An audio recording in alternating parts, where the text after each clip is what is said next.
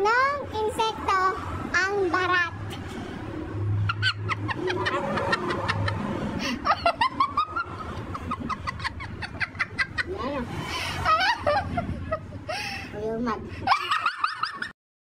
Hello guys! Ito, palaisipan na naman tayo. Ang nanay ni Juan ay may 3 anak. Si March, si April, sino yung pangatlo? Pa-comment ng sagot! Hello guys! Ito, palaisipan na naman tayo. Nung umalis si Lolo, kumanta si Lola. Nung umalis si Lola, kumanta si Papa. Nung umalis si Papa, kumanta si Mama. Nung umalis si Mama, kumanta si anak. Ang tanong, sino ang kumanta sa anak? Kapag hilaw, gulay to. Kapag hinog, prutas to. Ano ito?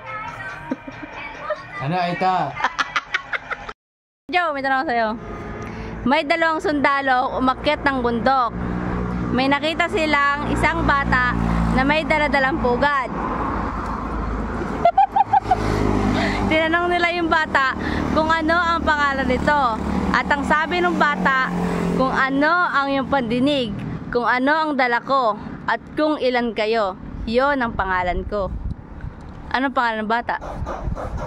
Si ano? Sino? Ano? O ere, may tanong na naman ako sa'yo. Nakapulot ka ng 20 pesos. Bumili ka ng soft drink sa halagang 12 pesos. Binigyan mo yung kapatid mo ng 5 pesos. Ang tanong, magkano ang sukli mo? 3.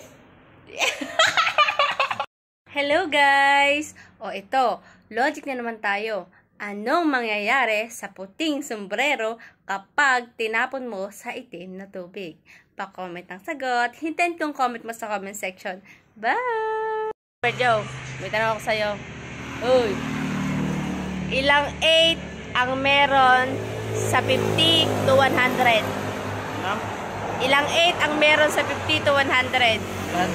Ilan yung 8? Oo, yan. Yung nasa balanggot mo. Ilang 8 ang meron sa 50 to 100?